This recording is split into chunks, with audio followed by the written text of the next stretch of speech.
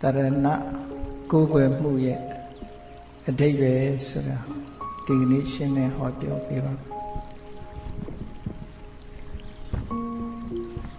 Loga Ludari Aloha Akuzia Shajara Toza Chipani de Lualeve Mimi a Chipani select Tindan Naimo select Chipani wood Ago Shajara Majiwa de Luria Chipwa Genu Ago Shaja Rapinya Tabida Bogoa Mimi Tabida Pinya Adonwemo Ago Shaja Pinya Matadira Luria Pinya Taposo Ago Shaja Nogi and a Badabiro Siboye Lumuye Salo Omin Vida Bogoria Leve Select Omin Nebo Titan Nebo Agoya Shaja Ma Omin Nere Luria Omin Boso Agoya Sha Noga Tanoga Lo Chonji Mesui Yuri Aloha Agoya Shani Jane David Yako no Agoya Rivalu Shajara Melo Shino Yochetiro Mubo Kabau Kala Pianchi Mesoroshi Loga Ludariha Ako Musha Lajara to get a sikara of Mamadira Tadika A Dijan Bega Arne Jaya the Ku Manga Matijenha Ako Musha a Jandaku Yemen. The Jamu Yasas Yaga Tamabara de the Nadoma Pahowe Taranan Yanti Papitani Wananisa Arama Roka Setiani Manuda Payati Sita Erima Zagali the Conshi of Yahora Manuda Payati Sita A Chaudiaga Lurigo Lamola Kona Chaudiaza Chiwabida Lugale Social Dama Chout Jiwa de Luale, select Sayan in a chout. The chout de Arigo, Chikan Bido, Agumu Shaja. Tajamolo, the Duria Gogamuri, Kabama, Amya, Yupian. Yamananga Biome solution. Puramiasa, Tadanaro, Mayokan, Duri Paco, Wejano. A saying la yet. Not go where yare, Dory, Downy, go where yare, Tippany, go where yare. Dignity Dama. So, any man needs sense for the go where the same lady, the cushy. The choice solution, there is Sunday down, go where yare, and go where nature, shit go. Any Amazon, O Miarabo. Losing the gun down, there is and go where yare, so there. Luria a dui, Luria a dinya, Gogo Atamu de Badala, block, the nature the laser. Dignity Malave to get Pinya test for the Pukuri, Chio. Gogo Moon de Badala Lucian, no. Hamago, same machine did any time you see. No, Gogo Moon de Badala Lucian. Now, Badayina Badala Lucian. A Joju singing Mu Aha, Amadan Leather, Senla Yoji Jebo, Yati Nijare. Erajamolo Loga Ludi Guya Shani de Suraha, a Chiga Jamaro, a Chout de Yave. Davin Choutanga Bajam Chouta Rose, Matilu Chouta. A Pseu Madiu, a Mango Madiu, Mamadi Dajam, Guya, a Pima Shida Timmy, a Pima Shah. Yes, of Yajano, John, Joe, Gone, so singing Sensabido, John Diadigo, Mandishi Deka. Yes, of Yaga, Acusiasa, Kutema, she at the horror. Erima, two chachega. Loga Ludariga, Acusiasa, a Pima Shanaja.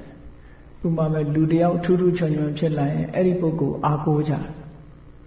Agogo, Agonia Leve, the Chojaro, Lowa, Agora Music. So as Agomo, Agonia, Madu body. The Chojaro, Mabio, the Bogu Biora, a man melos of your Agono, Goye, Senzanyango, Ted Madonna Vene, Tobogo, Boma, Bo Atan, to Joy, Gauna, so စိတ်အကုန်အကောင်းကြီးပဲလို့ဒီလိုယူဆပြန်အဲ့ဒါဟာဘာကိုပြတာတော့ဆိုအသိဉာဏ်အားနည်းမှုကိုပြတာမြတ်စွာဘုရားကဒီကာလမတုတ်တံမှာဆိုရင်မာတမနောနောခရုဒီပုဂ္ဂိုလ်ကတို့ကိုးကွယ်တဲ့ဆရာပဲဘယ်ဆရာတော်ကြီးပဲလို့ဆိုပြီးတော့ဒီလိုပြောရင်ဒီပြောတဲ့စကားကိုပြောတဲ့အတိုင်းလက်ခံရမှာမဟုတ်ဘူးတဲ့ကိုယ်ပိုင်ဉာဏ်နဲ့စဉ်းစားရမှာလို့ပြောတယ်မြတ်စွာဘုရားကအလုံးကိုပွင့်လင်းတယ်အမှန်တရားကိုရှာဖွေတဲ့နေရာမှာဒီအစဉ်လာယုံကြည်မှုတွေကိုအလုံးဖယ်ရှားပြီးတော့မြတ်စွာဘုရားအမှန်တရားဆိုတာကိုကိုယ်ပိုင်ဉာဏ်နဲ့ဆင်ခြင်စဉ်းစားဖို့လမ်းဖွင့်ပေးထားတယ်နော်တချို့ကိစ္စလေးတွေကဒါလေးတွေတော့မှတ်လောက်သားလောက်ရှိတယ်ဆိုပြီးတော့ဟုတ်လောက်တယ်ဆိုအကြောင်းကျိုးညီညွတ်တယ်ဆိုပြီးတော့လူတွေလက်ခံထားကြတယ်သို့တော်လည်းဒါလည်းအမှန်တရားကိုရှာတဲ့နေရာမှာတကယ်အရေးပါတဲ့ဟာမဟုတ်ဘူးဒါကြောင့်မြတ်စွာဘုရားကကိုယ်ပိုင်လက်တွေ့သိတဲ့အချက်လက်ပေါ်မှာသာလေအတည်ပြုဆုံးဖြတ်ရမယ်လို့ဒီလိုဟောတာဒါတော်တော်ကိုအဓိပ္ပာယ်ရှိတဲ့စကားပေါ့နော်ဒီကနေ့ခေတ်မှာလည်းကမ္ဘာမှာတကယ်နာမည်ကြီးပါတယ်ဆိုတဲ့ပညာတတ်လို့အများကစကောလာလို့ယုံကြည်ထားတဲ့ပုဂ္ဂိုလ်ကြီးတွေတောင်မှပဲအစင်လာယုံကြည်ချက်ဆိုဘောင်ကြီးကိုကျော်လွှားပြီးတော့မသွားနိုင်ကြဘူး။ဘာဖြစ်လို့လဲဆိုတော့သူတို့ရဲ့အမှန်သိမှုဆိုတဲ့ပညာစွမ်းအားနည်းနေတော့မယ်အကန့်အသတ်ရှိနေတော့မယ်ဒါတွေကိုဘောင်တွေကိုကျော်သွားနိုင်တာကတော့မြတ်စွာဘုရားတပါးပဲရှိတယ်အစင်လာတွေအလုံးကိုကျော်ပြီးတော့အာကိုရအစစ်တီမိမိရဲ့တန်တမ်းမှာပဲရှိတယ်လို့မြတ်စွာဘုရားဟောတဲ့တရားထဲမှာအတ္တာဟိအတ္တနောနာထောကောဟိနာထောပရောတိယမြတ်စွာဘုရားကတကယ်ကိုအတိအလင်းဟောတာကိုယ့်ရဲ့ကိုယ်ကိုယ်ရအစစ်ဟာကိုယ်ပဲလို့ဆိုတာကိုအားကိုကိုဖို့ပြောတာပါအမှန်တော့ကိုအားကိုကိုဖို့ပြောတာများသောအားဖြင့်အားကိုးရာဆိုရှာတာအပြင်မှာပဲရှာကြတယ်အတွင်းမှာမေ့ထားကြတယ်ကိုယ့်ရဲ့စွမ်းအားတွေဒီအားကိုးလောက်တဲ့စွမ်းအားတွေကိုယ်မှာရှိနေတာကိုရှိမှမသိတဲ့အနေအထားမျိုးပေါ့ဒါကြောင့်မို့မြတ်စွာဘုရားအတ္တဒီပါဘိက္ခဝေဝိဟရထအတ္တတရဏကိုအားကိုးပြီးနေလို့ဒီလိုဟောတာတခါတော့ကရှင်သာရိပုတ္တရာပြိဋိဘံစံသွားတဲ့အခါကျတော့ရှင်အာနန္ဒာကပြောတယ်ရှင်ဘုရားအားတဲ့ရှင်သာရိပုတ္တရာမရှိတော့တပည့်တော်တို့အမတန်မှအားတွေယော့သွားတယ်ပေါ့ရှင်သာရိပုတ္တရာမထေရမြတ်ကိုအားကိုးနေတာအမတန်မှစိတ်အားတွေငယ်ရတယ်မြတ်စွာဘုရားကနေပါအောင်တဲ့သာရိပုတ္တရာကမင်းတဏ္ဍာကနေပြီးတော့သီလတွေသမာဓိတွေပညာတွေဒါတွေကိုယူသွားသလားတဲ့ဆိုအဲ့ဒါလို့တော့မဟုတ်ပါဘူးဗျာတဲ့ရှင်သာရိပုတ္တရာစီကားတွေတပည့်တော်တို့တရားဓမ္မတွေနားနေရတော့အဲ့ဒီသူဟောတဲ့တရားဓမ္မတွေနာရတဲ့အနေအထားမျိုးလေးတွေတို့ဆုံးရှုံးလို့ဒါကြောင့်မို့စိတ်မကောင်းဖြစ်ရတာပါဆိုမြတ်စွာဘုရားဘာဟောတော့ပုဂ္ဂိုလ်ဆိုတာအာကိုးလို့ရှိရင်ဘယ်တော့မှမမြဲဘူးတဲ့ဟုတ်တယ်မြတ်စွာဘုရားဟောတာတကယ်မှန်ဘုရားကိုအာကိုးနေတယ်ဟောဘုရားပြိဋိဘံစံသွားပြီရှင်သာရိပုတ္တရာအာကိုးတယ်ရှင်သာရိပုတ္တရာမရှိတော့ဘူးရှင်မောက္ကလံအာကိုးရင်ရှင်မောက္ကလံမရှိတော့ပုဂ္ဂိုလ်ဆိုတာတခုမှတည်မြဲတာမရှိဘူးတဲ့အဲ့တော့တကယ်အာကိုးရမှာကဓမ္မပဲဓမ္မကဘယ်မှာရှိတာတော့ဆိုကိုယ်တဏ္ဍာမှာရှိဓမ္မအာကိုးတာကမှသာဝရအာကိုးရဖြစ်တယ်ပုဂ္ဂိုလ်အာကိုးတာဆိုအတိုင်းအတာတစ်ခုရတာဖြစ်တယ်လို့ဒီလိုဟောတာဟာသိပြီးတော့ reasonable ဖြစ်တာပေါ့မြတ်စွာဘုရားဓမ္မကိုပဲအာကိုးဆိုပြီးဒါဖြင့်ဓမ္မကိုအာကိုးတယ်ဆိုကိုကိုအာကိုးရှင်အာနန္ဒာကိုအဲ့ဒီရှင်သာရိပုတ္တရာပြိဋိဘံသန္တာနဲ့ပတ်သက်ပြီးမြတ်စွာဘုရားအတိအလင်းဟောထားတယ်တခါမြတ်စွာဘုရားကဒီ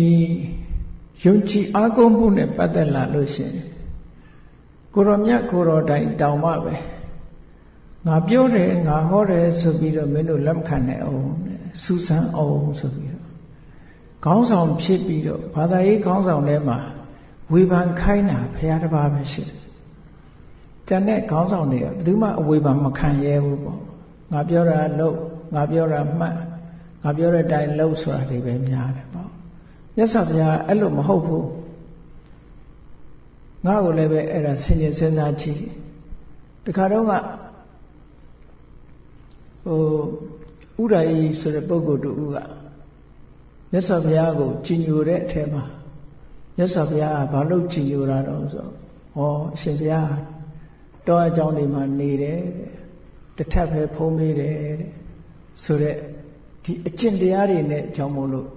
မြတ်စွာဘုရားကိုတပည့်တော်ကကြည်ညိုတာပါဆိုတော့မြတ်စွာဘုရားဘာပြောတော့ဆိုဟေးငါတဲ့တာတဲ့ပုဂ္ဂိုလ်တွေရှိသေးတယ်တဲ့မင်းအဲ့ဒါကြည်ညိုမယ်ဆိုလို့ရှိရင်ငါတဲ့တာတဲ့ပုဂ္ဂိုလ်တွေရှိသေးတယ်ငါကတခါတလေမြို့ချောင်းရွာချောင်းမှာနေသေးတယ်တစ်သက်လုံးတောရချောင်းနေသွားတဲ့ငါတပည့်တွေရှိသေးတယ်တဲ့ဒီလိုပဲရှိတာနော်ပြီးတော့ပန္နကုသင်္ကန်းဝတ်လို့ကြည်ညိုမယ်ဆိုလို့ရှိရင်ရသက်ပံပန္နကုသင်္ကန်းဝတ်သွားတဲ့ငါတပည့်တွေရှိတယ်တဲ့ငါကတခါတရံတခါတကမတွေလှူတဲ့သင်္ကန်းဝတ်သေးတယ်တဲ့ဟောမြတ်စွာဘုရားကဒီအကျင့်တောင်မှပဲကိုယ်တပည့်တွေနဲ့ရှင်ပြီးတော့အဲ့လိုတာတဲ့ပုဂ္ဂိုလ်တာတယ်လို့ပြောသေးတယ်အေးယဟန်တန်ဃာတွေထဲမှာလဲအမြဲတမ်းပဲဆုံးခံတဲ့ဆုံးကိုပဲစားတဲ့ပုဂ္ဂိုလ်တွေအများကြီးရှိတယ်တဲ့တစ်သလုံးတရားတော်မှပင့်တာဖိတ်တာကိုလက်မခံဘဲနဲ့ဆုံးခံစားတဲ့တပည့်တွေရှိတယ်ငါကတခါတလေကျတော့အပင့်ဖိတ်လက်ခံပြီးတော့စားရတာရှိသေးတယ်တဲ့အကယ်၍သာကြည်ညိုမယ်ဆိုလို့ရှိရင်အဲ့ဒီပုဂ္ဂိုလ်တွေကပိုးကြည်ညိုလိုက်တာပေါ့လို့မြတ်စွာဘုရားတခါဟောဘူးတယ်အဲ့တော့တကယ်တော့မြတ်စွာဘုရားကတာတာဘာတော့ဆိုလို့ရှိရင်ဟောဒီနိဗ္ဗာန်ရောက်ကြောင်းလမ်းစာကြီးဒီအစစ်မှန်လမ်းကြောင်းကြီးကိုပထမဆုံးတီထွင်ပြီးဟောပြောတဲ့အနေနဲ့မြတ်စွာဘုရားကိုအားကိုးကြတာကိုချင်းသီလနဲ့ပတ်သက်လာလို့ရှိရင်လေမြတ်စွာဘုရားကိုမှီတဲ့ပုဂ္ဂိုလ်မရှိဘူးတမာတိနဲ့ပတ်သက်လာလို့ရှိရင်လေမြတ်စွာဘုရားကိုမှီတဲ့ပုဂ္ဂိုလ်မရှိဘူးပညာအရာနဲ့ပတ်သက်လာလို့ရှိရင်လေမြတ်စွာဘုရားကိုမှီတဲ့ပုဂ္ဂိုလ်မရှိဘူးတဲ့ခုနအပေါ်ယံအကျင့်လေးတွေနဲ့ကြီးညိုမယ်ဆိုရင်မြတ်စွာဘုရားတဲ့ပိုကြီးညိုကြကောင်းတဲ့ပုဂ္ဂိုလ်တွေရှိတယ်လို့မြတ်စွာဘုရားဒီလိုဟောတာနော်အဲ့တော့ဆိုလိုတာကသီလသမာဓိပညာဆိုတာကိုယ်တွင်းရဲ့အင်အားစုတွေပဲကိုယ်တဏ္ဍာမှာရှိတဲ့အင်အားစုတွေကိုယ်တဏ္ဍာမှာရှိတဲ့အင်အားစုတွေကိုအာမကိုးပဲနဲ့အပြင်ဘက်ကိုအာကိုးနေကြတာဟာအများဆုံးပဲဒီခေတ်မှာမဟုတ်ဘူးခေတ်တိုင်းလူတွေအများစုအလုံးလောကမှာရှိကြတဲ့ပုဂ္ဂိုလ်တွေအားလုံးဟာကိုယ်တဏ္ဍာမှာရှိတဲ့အင်အားစုတွေကိုအားကိုးဖို့တဲ့အပြင်ကိုအားကိုးဖို့စိတ်ဝင်စားနေကြတယ်အပြင်ကဟာကိုပဲအားကိုးเสียလို့ထင်မှတ်နေကြတယ်တဲ့အဲ့ဒါကြောင့်မို့လို့မြတ်စွာဘုရားကအတ္တဓိပါဘိက္ခဝေဝိဟရထအတ္တတရဏဘုရားဟောလိုက်တာအေးကိုအားကိုးပြီးတော့နေကြကိုသာအားကိုးရအစစ်ဖြစ်တယ်နောက်ပြီးတော့ဆက်ပြီးဟောသေးတယ်အနညတရဏကျန်တာတွေကိုတခုမှအားမကိုးနဲ့လို့ပြောတာနော်အနညတရဏအဲ့တော့ကိုအားကိုးရမှာဆိုတော့ဘာကိုပြောတာတော့လို့ဆိုတော့ရှင်းအောင်လို့မြတ်စွာဘုရားထားဟောတယ်ဓမ္မဒီပါဘိက္ခဝေဝိဟရထဓမ္မတရဏကိုယ်တဏ္ဍာမှာကျင့်သုံးလို့ရတဲ့တရားဓမ္မကိုအားကိုးလို့ပြောတာကိုအားကိုးဆိုတာကိုယ့်ရဲ့တရားကိုအားကိုးကိုယ့်ရဲ့တရားဆိုတာကိုယ့်ရဲ့စွမ်းရည်တတ္တိနဲ့ရရှိထားတဲ့ကျင့်သုံးတဲ့လိုက်နာကျင့်သုံးရမယ့်အချက်လက်တွေကိုဒါတွေကိုဆိုလိုတယ်ဒါတွေကအားလုံးဟာကိုယ်တွင်းမှာပဲရှိတယ်သို့တော့ရှေးခေတ်ကနေစပြီးဒီကနေ့ခေတ်ထိအောင်လောကလူသားတွေဟာအစွမ်းတကူနဲ့ပတ်သက်လာလို့ရှိရင်ပြင်ပကအင်အားတွေကိုသိပြီးတော့ယုံကြည်ကြတယ်ပေါ့ယုံကြည်သည့်အတွက်ကြောင့်မှားမှားယွင်းယွင်းနေဖြစ်ကြတယ်ဆိုပါစို့ဒီပုဂ္ဂိုလ်အပြင်ဘုံတကူချီတယ်ဒီပုဂ္ဂိုလ်အပြင်လူရဲ့စိတ်ကိုသိတယ်ဒီပုဂ္ဂိုလ်အပြင်ကြိုတင်ပြီးတော့ဟောနိုင်တယ်ပြောနိုင်တယ်ဆိုပြီးတော့ဟောသူပြောတာသူစွမ်းအားပဲသူစွမ်းအားနဲ့ကိုယ်နဲ့မဆိုင်ဘူးအဲ့ဒီလိုမဆိုင်တာကိုမသိပေမဲ့လို့ဒီပုဂ္ဂိုလ်ကအရာရာကိုဖန်တီးနိုင်တယ်လို့ဆိုပြီးတော့သူ့နောက်ကနေစုပြုံလိုက်ပြီးကိုကျင့်ရမယ့်တရားကိုမေ့ထားကြပြန်ဒါလောကမှာဖြစ်နေတာဒီတိုင်းဒီနတ်ကြီးကတော့တကူကြီးတယ်အရာရာအကောင်းဆုံးအကြောင်းအကျိုးတွေကိုဖန်တီးပေးနိုင်တယ်ဆိုအဲ့ဒီနတ်ကြီးကိုဝိုင်းပြီးတော့ပူဇော်ကြတာပေါ့ဒါခုမှမဟုတ်အစင်လာကိုအဲ့ဒါလိုဖြစ် ဟောအစင်လားကိုအဲ့လိုဖြစ်တယ်တကူကြီးရင်ကြီးတဲ့ပုဂ္ဂိုလ်နောက်လိုက်တယ်ယုံကြည်တယ်ဘာပြောပြောသူပြောတာအကုန်လိုက်လုပ်တယ်ဆိုတော့ဟောမမရင်းရင်းနေအကုန်လုံးဖြစ်ကုန်တတ်တယ်ဒါကြောင့်မို့မြတ်စွာဘုရားအင်အားစုဆိုတာကိုယ့်ရဲ့တဏ္ဍာမှာသာရှိတယ်လို့ဒီလိုဟောတာအဲ့တော့ဒီကနေ့ခေတ်မှာဒီဘုရားဘာသာဝင်သူတော်စင်တို့အနေနဲ့မြတ်စွာဘုရားကအာကိုရာဆိုပြီးတော့ပြောထားတာ၃ခုရှိတယ်ပေါ့အလုံးခုနတရားချစ်ခင်သူတော်စင်ပြိဿတ်တို့ဆိုသွားတဲ့ထဲမှာဗုဒ္ဓံတရဏံကိစ္ဆာမိမြတ်စွာဘုရားကိုအာကိုရာလို့အတိမပြုပါတယ်အဲ့တော့ဒါသူတစ်ပါးကိုအာကိုခိုင်းတာလားလို့ခုနဒေသနာနဲ့ပြန်ကြည့်မြတ်စွာဘုရားကိုယ့်ကိုအာကိုလို့လည်းပြောတယ်ဘုရားကိုအာကိုလို့ပြောတယ်ဆိုအဲ့ဒီဟာနှစ်ခုဟာဆန့်ကျင်မနေဘူးလားလို့စဉ်းစားစရာရှိတယ်ပေါ့အေးမဆန့်ကျင်ဘူးမြတ်စွာဘုရားကိုအာကိုတယ်ဆိုအတိုင်းအတာတစ်ခုပြောဗုဒ္ဓဆိုတဲ့ပုဂ္ဂိုလ်ရဲ့ဟောပြောချက်တွေကိုသိမှကိုယ်တိုင်ကအသိဉာဏ်မရှိဘူးအသိဉာဏ်ရဖို့အတွက်မြတ်စွာဘုရားကိုကိုယ်ွယ်မြတ်စွာဘုရားကိုကိုးကွယ်တယ်ဆိုတာ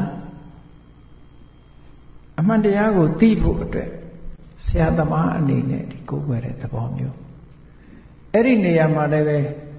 အရာရာအကုန်လုံးမြတ်စွာဘုရားကတကောအာနာပါဝါတွေပေးလို့ကိုးကွယ်တဲ့ဟာမျိုးမဟုတ်ဘူးဥပမာတခြားဘာသာတွေဆိုရင်ဘုရားကိုးကွယ်တယ်ဆိုတဲ့အဆင့်ဟာပါတော့ဆိုလို့ရှိရင်အလုံးဟာဒီဘဝရလာတဲ့ချမ်းသာဒုက္ခဒုက္ခချမ်းသာတာရောဆင်းရဲတာရောဘုရားသခင်ရဲ့အလိုတော်ကြပဲဆိုပြီးတော့အကုန်လုံးဟာအလုံးဟာဘုရားကဖန်ဆင်းတာတို့ဘုရားကပေးတာမကောင်းတာဖြစ်ရင်လည်းဘုရားကဒဏ်ခတ်တယ်ကောင်းတာဖြစ်ရင်လည်းဘုရားကဆုလတ်ပေးတယ်အကုန်လုံးပုံပြီးတော့ဘုရားပေါ်မှာပုံချတယ်အကောင်းအဆိုးအကြောင်းကျိုးမှန်တယ်များဘုရားပေါ်မှာကုန်ဒီဘုရားဘာသာဗုဒ္ဓံတရဏံကိစ္ဆာမိဆိုတာအဲ့ဒါမျိုးမဟုတ်ဘူးတဲ့အမှန်တရားကိုသိဖို့အတွက်မြတ်စွာဘုရားကိုကိုးကွယ်တယ်မြတ်စွာဘုရားကအမှန်တရားကိုရှင်းလင်းပြောပြဒါမို့ဗုဒ္ဓဆိုတဲ့စကားလုံးကိုသိသူလို့အဓိပ္ပာယ်ရ awaken ရှင်းဥစွာနိုးကြားလာသူအတိတရားကိုပထမဆုံးရရှိလာသူဆိုတဲ့အဓိပ္ပာယ်နဲ့ဗုဒ္ဓဆိုတဲ့စကားလုံးကိုသုံးတယ်အမှန်တရားကိုသိရှိအဲ့ဒီအမှန်တရားကိုသိရှိဖို့ဆိုတာတော့ဒါအမှန်တရားကိုသိရှိတဲ့ပုဂ္ဂိုလ်ကိုမစိကပ်ဖဲနဲ့အမှန်တရားကိုသိရှိဖို့ဆိုတာမဖြစ်နိုင်အဲ့တော့အတိုင်းတာတစ်ခုရမြတ်စွာဘုရားကိုချင့်ကပ်တယ်ကိုးကွယ်တယ်ဆိုတာအတိုင်းတာတစ်ခုရကိုးကွယ်ခိုင်းတာဗျာအဲ့ဒီအတိုင်းတာကဘာလို့ဆိုအမှန်တရားကိုသိဖို့ဘယ်လမ်းဟာသွားရမယ့်လမ်းလဲဘယ်လမ်းဟာမသွားရမယ့်လမ်းလဲရှောင်ရမှာကဘာလဲဆောင်ရမှာလဲဘာလဲအမှန်တရားဆိုတာဘာလဲဆိုတာသိရှိဖို့အတွက်မြတ်စွာဘုရားကိုကိုးကွယ်ရတာတခြားရည်ရွယ်ချက်တွေနဲ့ကိုးကွယ်ရင်တော့ဒါမမှန်ဘူးပေါ့သူကဆိုတော့ဘုရားကိုကိုးကွယ်တယ်စီးပွားဥစ္စာတွေတိုးတက်တယ်ဒါတကယ်တော့စီးပွားဥစ္စာတိုးတက်တယ်ဆိုတာပစ္စုပန်အခြေအနေခေါင်းတွေနဲ့အတိတ်ကကိုလုပ်ခဲ့တဲ့ကံတရားတွေပဲမှာတော့အဲ့ဒါတွေကအဓိကအဲ့ဒီအင်အားစုတွေကဘယ်ဟာတွေတုန်းဆိုအတွင်းအင်အားစုတွေပဲအပြင်ကလာတာမဟုတ်ဘူးเนาะအခြေအနေခေါင်းတွေဖြစ်လာတာတို့စီးပွားတိုးတက်ဖို့အခြေအနေကောင်းတွေဖြစ်လာတာဆိုတာလွန်ခဲ့တဲ့အတိတ်ဘဝကကိုလုပ်ခဲ့တဲ့ကုသိုလ်ကောင်းမှုတွေကကိုယ်တဏ္ဍာမှာအကျိုးပေးဖို့ဆင်းနှင်းဖြစ်လာတာအဲ့ဒါဟာပြင်ဘက်ကအကြောင်းတရားတွေနဲ့ပေါင်းစပ်လိုက်တဲ့အခါအခြေအနေတွေအကုန်လုံးပေးပြီးတော့တိုးတက်ကြီးပွားလာတာအဲ့ဒါကိုပဲသွားပြီးတော့ဘုရားကမားတယ်လို့သွားယူဆရင်နတ်ကမားတယ်လို့ယူဆရင်ဒါအပြင်ကိုသွားအာကိုးရရောက်ပြန်ရောဘယ်သူကမှဘယ်သူကိုမမနိုင်တာဒါတော့သိကြတယ်မားတယ်ဆိုတာအတိုင်းအတာတစ်ခုဆိုပါစို့အကြံပေးနိုင်တယ်အကြံကောင်းပေးနိုင်တယ်ဥပမာစီးပွားရေးနားလည်တဲ့ပုဂ္ဂိုလ်ဟာဒီဟာလုပ်တာမလုပ်နဲ့ဆိုအကြံပေးတယ်အဲ့ဒီအကြံအတွက်တော့အကုလို့ရပါတယ်ဒါပဲလောက်ရမှာကိုယ်တိုင်လို့ပညာရေးနဲ့ပတ်သက်လာလို့ရှင်လေပညာတော်တဲ့ပုဂ္ဂိုလ်တွေစီအကြံကောင်းဉာဏ်ကောင်းယူရတယ်သူတို့စီကမသိသေးတာတွေကိုသိအောင်ကိုယ်သင်ယူတယ်သင်တယ်ဆိုကြတဲ့ကိုယ်အင်အားအသုံးချတာပဲအပြင်ကရတာမဟုတ်ဘူးတကယ်ကတော့အတွင်းနဲ့အပြင်မှာအတွင်းကပို့ပြီးတော့ internal condition နဲ့ external condition နှစ်ခုပေါင်းစပ်တယ်ဆိုတဲ့ဒီနေရာမှာ internal condition ကပို့ပြီးတော့အဓိကကျတယ် power မှန်တယ်မြ internal ထဲမှာရှိတယ်ပေါ့ external ကအကူအညီလောက်ပဲရတယ်လို့ဒီလိုအဓိပ္ပာယ်ယူရမှာပေါ့ အပြင်ဆိုတာလုံးဝအကူအညီမပေးဘူးမဟုတ်ဘူးအပြင်ကအကူအညီတွေဥပမာဆိုတော့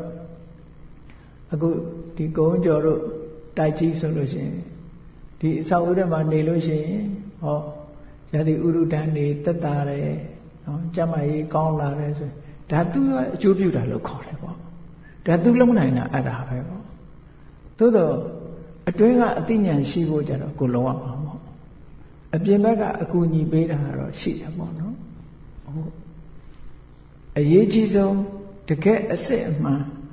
ဒီအဆုံးဖြတ်ကတော့ကိုယ့်ရဲ့အတွင်းမှာပဲရှိတယ်လို့ဒီလိုမှတ်ရအောင်ဒါကြောင့်မို့လို့ဗုဒ္ဓံတရဏံဂစ္ဆာမိဆိုတဲ့နေရာမှာဖះကိုကိုးကွယ်တယ်ဆိုတဲ့နေရာမှာပုဂ္ဂိုလ်ကိုကိုးကွယ်တဲ့သဘောမဟုတ်ဘူးမြတ်စွာဘုရားရဲ့အသိဉာဏ်ကိုမြတ်စွာဘုရားထံကအဆုံးအမဩဝါဒတွေရဖို့မြတ်စွာဘုရားရဲ့လမ်းညွှန်ချက်တွေကိုလက်ခံကျင့်သုံးမယ်ဆိုတဲ့အနေနဲ့ဘုရားကိုကိုးကွယ်တယ်ဒါကြောင့်မို့လို့အဲ့လိုကိုးကွယ်တဲ့ဟာနဲ့ပတ်သက်ပြီးတော့မြတ်စွာဘုရားပုံမှာသဘောထားရမှာဘလို့ထားကိုးကွယ်မယ်ဆိုရင်ဟိတေပဝတ္တနေနာအဟိတာသနိဝတ္တနေနာမြတ်စွာဘုရားကကိုယ်တဏ္ဍာမှာဖြစ်ပေါ်လာမဲ့ဘေးအန္တရာယ်တွေအခက်ခဲတွေပြဿနာတွေမကြရအောင်မြတ်စွာဘုရားကိုအားကိုးရတယ်အဲ့ဒီလိုအားကိုးတယ်ဆိုတဲ့နေရာမှာမြတ်စွာဘုရားကတကောအာနာပါဝါကိုအသုံးပြုပြီးတော့အခက်ခဲတွေကိုကြော်လွှားစေတာလားဆိုမဟုတ်ဘူးအဲ့တော့ကြော်လွှားစေတဲ့အင်အားကမိမိတဏ္ဍာမှာရှိတယ်သို့တော့မြတ်စွာဘုရားကဘာဟောတော့ဆိုရင်ဟိတေပဝတ္တနေနာဒီအလုပ်တွေကလှုပ်တဲ့နဲ့လှုပ်တဲ့နာတွေကိုလှုပ်ဖို့ဆိုတော့မင်္ဂလာတော့မှာဆိုရင်မြတ်စွာဘုရားမလှုပ်တဲ့နာနဲ့လှုပ်တဲ့နာခွဲဟောတယ်အသေဝနာသဘာလနာပဏိတာနိသသေဝနာဟောလူမိုက်ကိုမပေါင်းနဲ့မမီဝဲနဲ့မစိကတ်နဲ့ဆိုတာ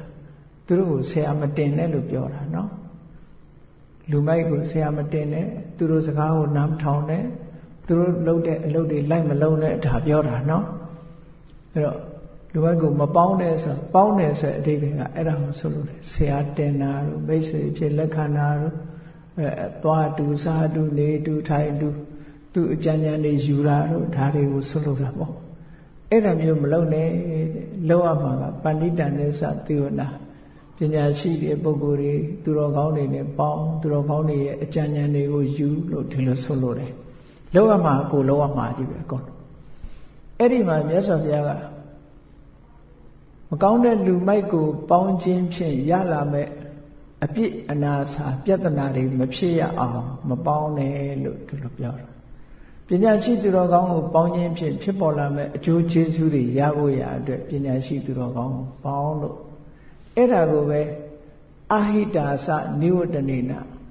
အကျိုးမဲ့ဖြစ်စေတတ်တဲ့အကြောင်းတရားတွေကိုဖယ်ရှားပြီးတော့ကောင်းကျိုးချမ်းသာဖြစ်ပေါ်စေတတ်တဲ့အကြောင်းတရားတွေကိုမိမိတဏ္ဍာမှာဖြစ်ပွားစေဖို့မြတ်စွာဘုရားနိလန်းပေးတာတဲ့အဲ့ဒီနိလန်းပေးတဲ့အနေနဲ့ဖယ်ရှားပြစ်တယ်လို့ဒီလိုပြောတာနော်အဲ့တော့မြတ်စွာဘုရားကိုကိုးကွယ်ရတယ်ဆိုတဲ့အနေထားတစ်ခုဟာအဲ့ဒီအနေထားကိုဆိုလို့တယ်ဆိုပါစို့ယောဂဖြစ်လို့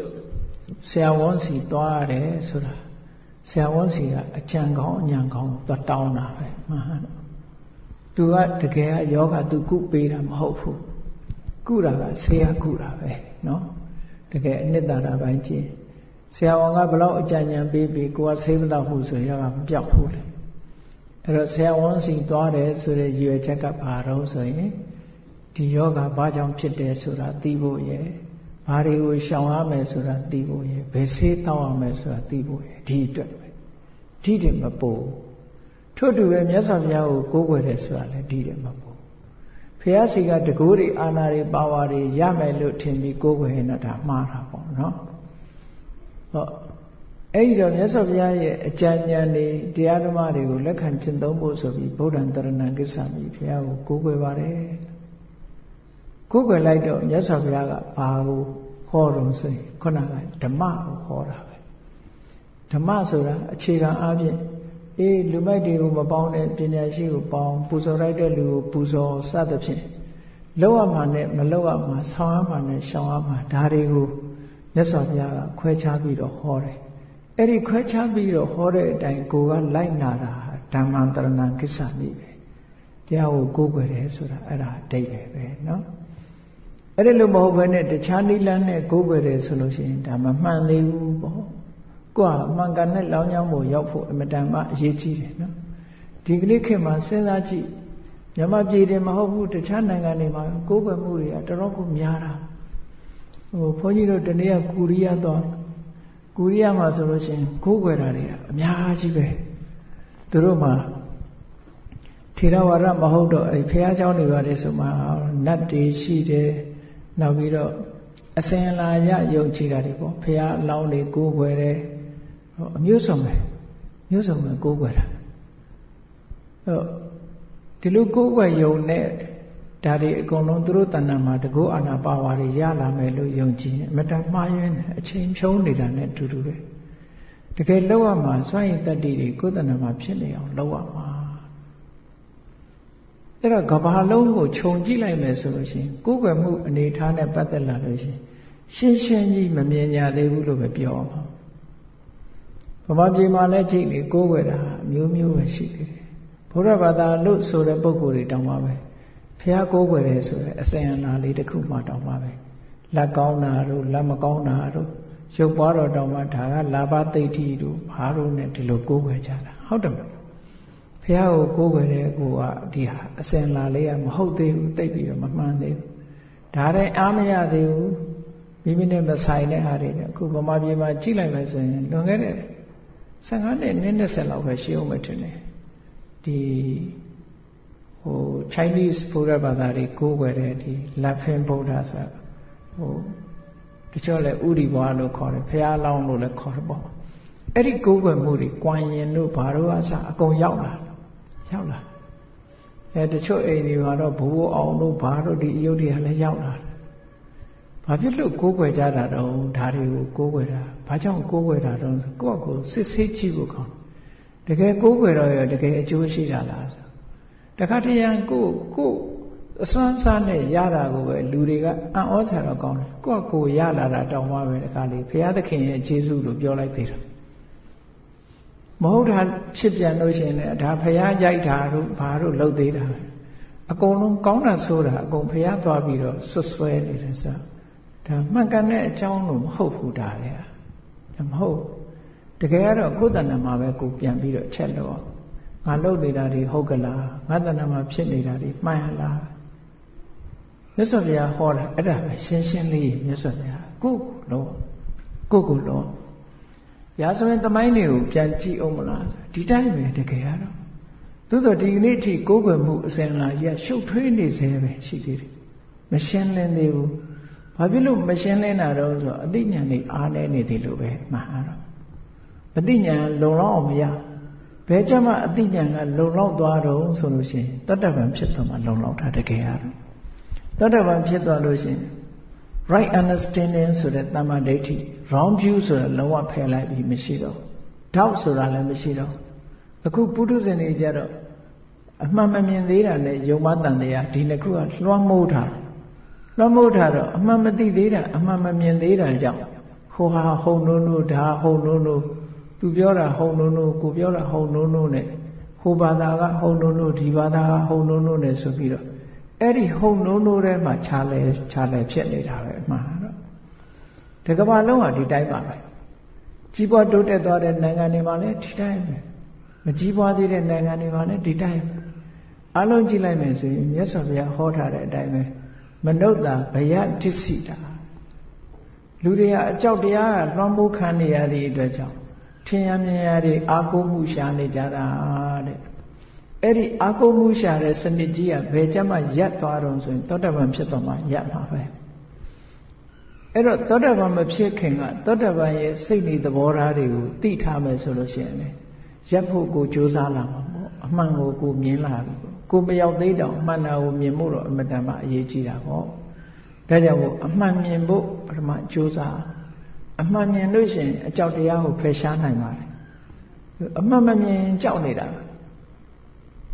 အမှန်မမြင်လို့အမှန်မသိလို့ကြောက်တယ်ဆိုတာ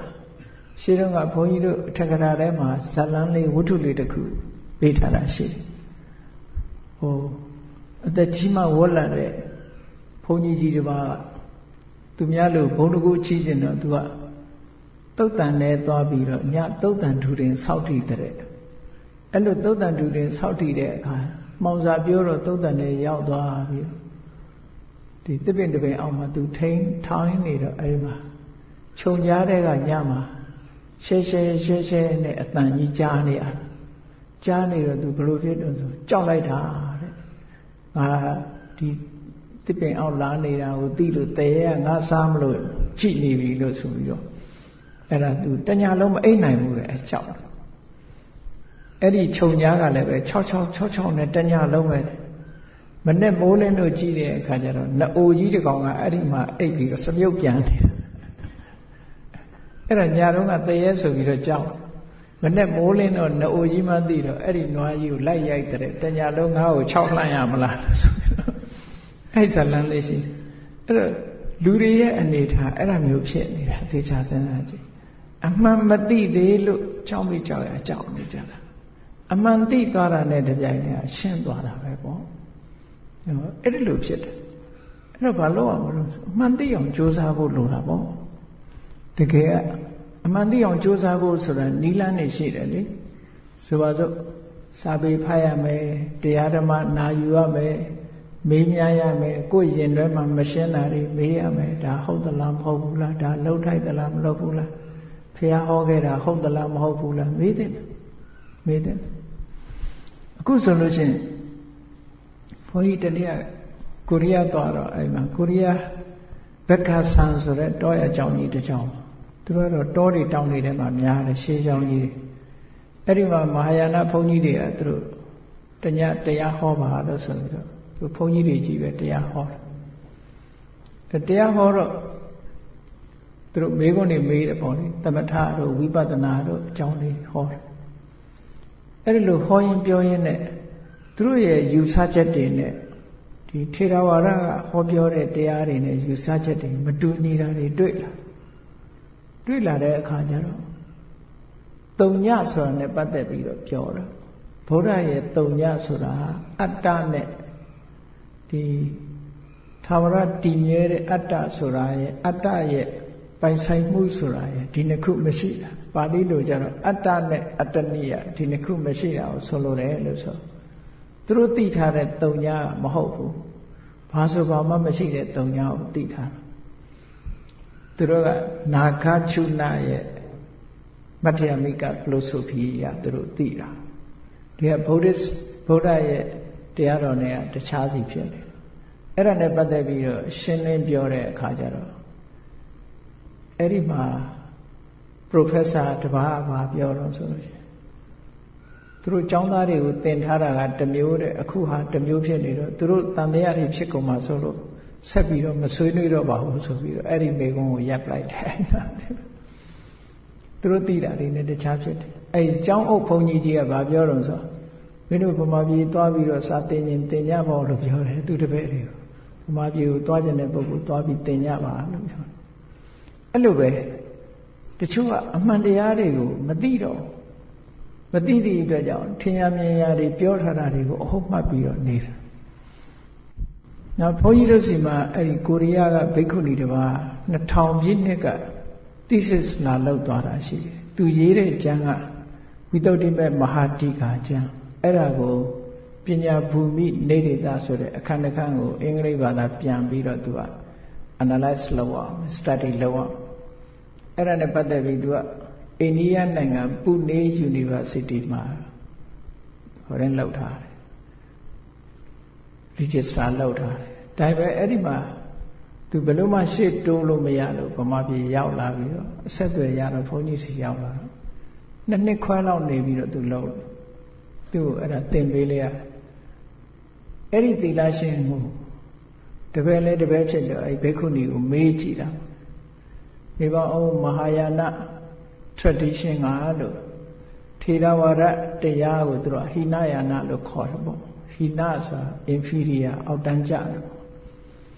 ဟိနယာနတရားတွေဒီတရားတွေဟာအောက်တန်းစားလူတွေကိုခေါ်တဲ့တရားလို့သူကအဲ့လိုယူဆတယ်မဟာယာနတရားတွေကအထက်တန်းစား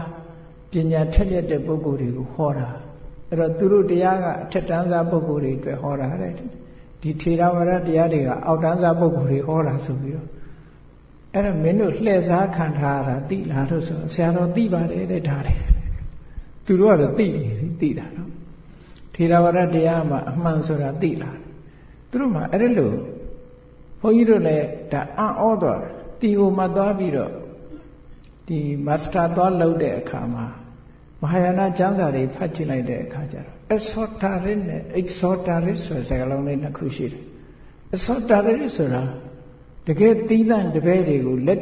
ဟိုရင်ပေါ့မူရင်းတပည့်တွေ special တပည့်တွေကိုသင်ကြားပေးတဲ့တရားမျိုး exhortaris လို့ခေါ်တယ် exhortaris ဆိုတာအားလုံးကိုပေးတဲ့တရားအဲ့တော့ထေရဝါဒတရားကအားလုံးကိုဟောတဲ့တရားပေါ့သူက special တပည့်တွေကိုဟောတဲ့တရားမဟာယာနတရားလို့သူတို့ကအဲ့လိုယူဆဖြစ်တယ်တကယ်မမှန်မကန်ရှေ့ကရေးတဲ့ပုဂ္ဂိုလ်တွေကကြမ်းဖန်ပြီးရေးသွားတော့အဲ့ဒီမှားရွက်တဲ့အယူဆတွေကိုသူတို့သင်ကြားပြီးအဲ့ဒါတွေကိုလက်ခံကျင့်သုံးနေကြတယ်အခုတဖြည်းဖြည်းတော့သဘောပေါက်တဲ့ပုဂ္ဂိုလ်တွေပေါက်လာကြတယ်မဟုတ်ဘူးဆိုတာသဘောပေါက်လာသည့်အတွက်ကြောင့်အချို့ထေရဝါဒပဲပြောင်းလာကြတယ်ပေါ့အဲ့ကိုရီးယားမှာဆိုလို့ရှိရင်ထေရဝါဒဂိုင်းဆိုပြီးတော့အခုအစိုးရကိုယ်တိုင်ကအတိအမှတ်ပြုထားပြီးတော့ကျောင်းပေါင်း၄ကျောင်းအခုရှိနေသူတို့ကိုရီးယားဘုန်းကြီးတွေပဲပေါ့ထေရဝါဒသင်္ကန်းဝတ်ပြီးတော့ဗမာပြည်မှာရန်ဖြစ်သွားတာတွေများတယ်အဲ့တော့မေလ6ရက်နေ့ကသူတို့ကမီတင်းလေးတစ်ခုလုပ်ပြီးတော့ဆရာတော်တဲ့တပည့်တော်တို့ကိုဩဝါဒပေးပါတဲ့ဘယ်လိုလုပ်ရမလဲဆိုတာမင်းတို့တရားအထုတ်နေုံနဲ့တော့မဖြစ်ဘူးလို့ပရိယတ္တိပါမခိုင်မာတယ်လို့သင်ကြားမှုတစ်ခုတော့လုပ်ရမယ်လို့အဲသင်ကြားတဲ့နေရာလေးတစ်ခုဖြစ်အောင်လုပ်ပြီးတော့သင်ကြားမှုနဲ့အခြေခံမှဖြစ်မှာလို့မေရဘာမှမသင်မဲနဲ့တရားလေးအထုတ်ကမ္မထာလေးပြနေုံနဲ့တော့မှန်ကန်မှမဟုတ်ဘူးလို့နောက်ပိုင်းကြလို့ရှိရင်သင်ဖို့ဆိုပြီးတော့သူတို့ကတော့အကြံဉာဏ်ပေးထားတယ်ပေါ့အဲ့လိုပဲအမှန်တရားသိဖို့ဆိုတာအမှန်တမ်းအရေးကြီးတာနော်အဲ့ဒါမသိဘူးဆိုလို့ရှိရင်တော်တော်အန္တရာယ်များတာပဲအမှန်တရားမသိသည့်အတွက်ကြောင့်ဟိုလူပြောလက်ခံရဒီလူပြောလက်ခံရဒါမျိုးတွေဖြစ်တယ်ဒါကြောင့်မို့လို့မြတ်စွာဘုရားအမှန်တရားကိုသိဖို့အတွက်ဘုရားကိုကိုးကွယ်ရတယ်ဆိုတာရှင်းဥစွာဒါဘုရားကိုစီးပွားရေးအတွက်ကိုးကွယ်တာမဟုတ်ဘူးဘာအတွက်ကိုးကွယ်တာမဟုတ်ဘူးတခြားရည်ရွယ်ချက်တွေမဟုတ်ဘူးမြတ်စွာဘုရားဒီမှန်ကန်တဲ့လမ်းကိုညွှန်ပြသည့်အတွက်ကြောင့်ဘုရားကိုကိုးကွယ်တယ်ဆိုတဲ့ဒီမှန်ကန်တဲ့အာကိုးမှုကိုးကွယ်မှုရှိဖို့လိုတယ်အဲ့တော့ဘုရားကိုကိုးကွယ်တယ်ဆိုတာဘုရားရဲ့ဂုဏ်တော်တွေကိုအာရုံပြုပြီးတော့မြတ်စွာဘုရားရဲ့ဂုဏ်ကျေးဇူးတွေကိုအာရုံပြုပြီးတော့ဘုရားဟောတဲ့တရားကိုလိုက်နာကျင့်သုံးဖို့ပဲအဲ့တော့ဘုရားတရားကိုလိုက်နာကျင့်သုံးဖို့ဆိုတာဓမ္မံတရဏံကိစ္ဆာမိလို့ဒါမို့နောက်ကလာဓမ္မကိုကိုးကွယ်တယ်ဆိုတဲ့နေရာမှာဓမ္မဆိုတာအစဉ်စဉ်ရှိတယ်လို့ပြောသူ့ရဲ့ level အလိုက် level အရလိုက်နာကျင့်သုံးရမယ်ပထမအဆင့်ကတော့ဓမ္မဆိုတာသူစရိုက်တရား7ပါးအဲ့ဒါတကယ်ဓမ္မပဲမြတ်စွာဘုရားကအတိနဲ့ဟောထားတယ်လောကမှာတဲ့ဒီငရဲတို့တိရစ္ဆာန်တို့ပြိတ္တာတို့အသူရကယ်လို့ဆိုတဲ့အပယ်လေးပုံတွေရှိနေတာဒုစရိုက်တရားတွေရှိနေလို့ဖြစ်တာပါဒါဘုရားကသူကမြင်ပြီးတော့ဟောတဲ့တရားတွေဒါတွေကဘယ်လိုမြင်တာတုံးဆိုတော့မြတ်စွာဘုရားကဘုရားဖြစ်သူရောက်တဲ့အခါမှာဒိဗ္ဗစက္ခုဆိုတဲ့ဉာဏ်ရှိတယ်အဲ့ဒီဒိဗ္ဗစက္ခုဉာဏ်နဲ့ကြည့်လိုက်လို့ရှိရင်ဒီလူဟာအခုဘာတွေလုပ်နေတာဒီလူသိရင်ဘယ်ရောက်မှလဲဆိုတာကိုမြတ်စွာဘုရားအစဆုံးကြည့်လိုက်တဲ့အခါသူလုံနေတဲ့လုပ်ရက်တွေကိုလည်းသိတယ်သိသွားတဲ့အခါမှာသူဘယ်ဖြစ်သွားတာဆိုတာကိုလည်းမြင်တယ်ဒါကြောင့်မို့ဘုရားကကိုယ်တိုင်မြင်ပြီးတော့ဟောတာအတွေ့နဲ့ဟောတာမဟုတ်ဘူးတဲ့တကဘာလုံးတလောကလုံးမှာဒီလမ်းကြောင်းလျှောက်ရင်ဒီစခန်းရောက်တယ်ဆိုတာမြတ်စွာဘုရားကအသေးချာတွေ့မြင်ပြီးတော့ဟောတာဖြစ်လို့အမတန်မှစိတ်ချရတဲ့တရားလို့ဒါကိုပြောတာသွက်ခါတော်ဆိုတာကောင်းစွာဟောတယ်ဆိုတာအမှန်တိုင်းဟောတာကိုပြောတာနော်မှားရွံ့တာတစ်ခုမှမရှိဘူးဥပမာအစဉ်အလာက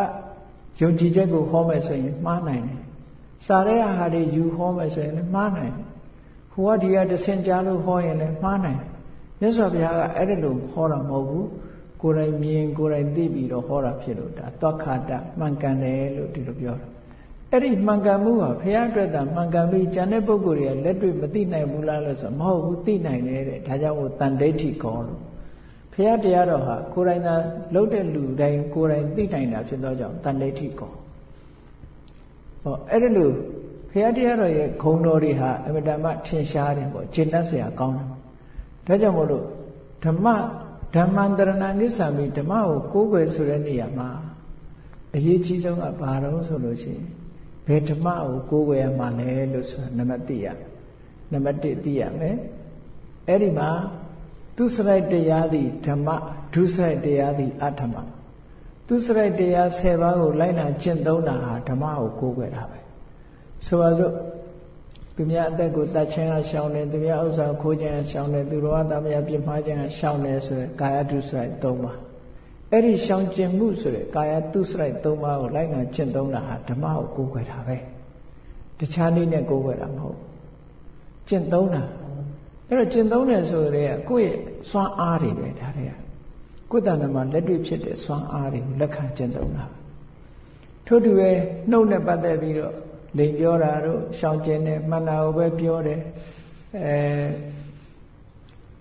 ဒီတုံးနဲ့တူမတက်အောင်ဂုံးတိုက်တာမျိုးမလုပ်ဘူးညင်ညွတ်အောင်သာပြောတယ်ဒီကြမ်းတမ်းရိုက်ပြတဲ့စကားမျိုးမပြောဘူးယဉ်ကျေးသိမ်မွေးတဲ့စကားကိုသာပြောတယ်အကျိုးမရှိတဲ့စကားတွေမပြောဘူးအကျိုးရှိတဲ့စကားကိုသာပြောတယ်ဆိုဟောတာဓမ္မနဲ့ပတ်သက်ပြီးသူစရိုက်တရားကိုလိုက်နာကျင့်သုံးတာဒါဓမ္မကိုကိုးကွယ်တာပဲဟောမနောကနဲ့ပတ်သက်လာလို့ရှိရင်လေသူများပစ္စည်းကိုယ်ပစ္စည်းဖြစ်လို့မှုဆိုတဲ့အဘိဓါမရှိဘူးအပြဝါဒသူတော်ဘာတွေကိုပျက်စီးစေလိုတယ်ဆိုတဲ့စိတ်ဓာတ်မရှိဘူးတမ္မာဒိဋ္ဌိမှန်ကန်တဲ့ကံကံရဲ့အကျိုးကိုလက်ခံယုံကြည်ပြီးတော့မှန်ကန်တဲ့အမြင်ရှိတယ်ကိုလို့ရင်ကိုရတယ်ဆိုတဲ့မှန်ကန်တဲ့အမြင်ရှိဟောဒါအခြေခံကြဆုံးဓမ္မတွေပဲအဲ့ဒီအခြေခံကြဆုံးဓမ္မတွေကိုယ်တဏ္ဍမှာဖြစ်အောင်လုပ်ထားသည်ပဲလေဓမ္မန္တရဏကိစ္ဆာမိဓမ္မကိုအဲ့တော့ဓမ္မဆိုတာအတိုင်းအတိုင်းပဲဥပမာလူတို့ပစ္စည်းတို့လို့ပေါ့ကိုယ်ကြရတာအားကိုးရတာအတိုင်းအတာတစ်ခုတော့ရှိတယ်ပေါ့ဒုစရိုက်7ပါးအားကိုးလို့သူစရိုက်တရားကိုအားကိုးတယ်ကိုးကွယ်တယ်လိုက်နာကျင့်သုံးတယ်ဆိုလို့ရှိရင်ဘာဖြစ်တော့ကောင်းတဲ့ဘဝရောက်တယ်လူဘုံရောက်တယ်နတ်ဘုံရောက်တယ်ငရဲဘဝကလွတ်တယ်ဒီအဆင့်လောက်တော့ပြေးပါဒါသူ့စီကိုကျင့်သုံးတဲ့ဒီတရားကိုအားကိုးတဲ့အတိုင်းအတာတစ်ခုပဲသို့တော့ဒီတဲ့အစင်းမြင့်တဲ့တရားကိုးကွယ်တဲ့အခါကျမှလိုက်နာကျင့်သုံးတဲ့အခါမှာနိဗ္ဗာန်ဆိုတာကြတော့ရနိုင်တယ်ပေါ့ခုဒီအခြေခံသီလ၄လောက်ကတော့အပေပုံကလွတ်ယုံပဲရှိသေးတယ်လူဘုံနတ်ဘုံချမ်းသာဒုက္ခတော့ရတယ်သို့တော့နိဗ္ဗာန်ရောက်ဖို့အတွက်မဟုတ်သေးဘူးသူကနိဗ္ဗာန်ရောက်နိုင်လောက်အောင်ဒီနားရင်ရက်နေလို့မရသေးဘူးဒါမို့နိဗ္ဗာန်ရဖို့အတွက်ကြတော့သူကဓမ္မကိုကိုးကွယ်ရမယ်ဆိုတာကြတော့ပိုအစင်းမြင့်သွားပြန်ပြီအဲ့ဒီဓမ္မကဘယ်လိုဓမ္မတော့ဆိုတော့မေတ္တရားနဲ့ဖို့တရားပဲမေတ္တရားဆိုတာဘာကိုပြောတာတုံးဆိုရင် right understanding ဆိုတဲ့သမ္မာဒိဋ္ဌိ right thought ဆိုတဲ့သမ္မာသင်္ကပ္ပ right speech ဆိုတဲ့သမ္မာဝါစာ right action ဆိုတဲ့သမ္မာကမ္မန္တ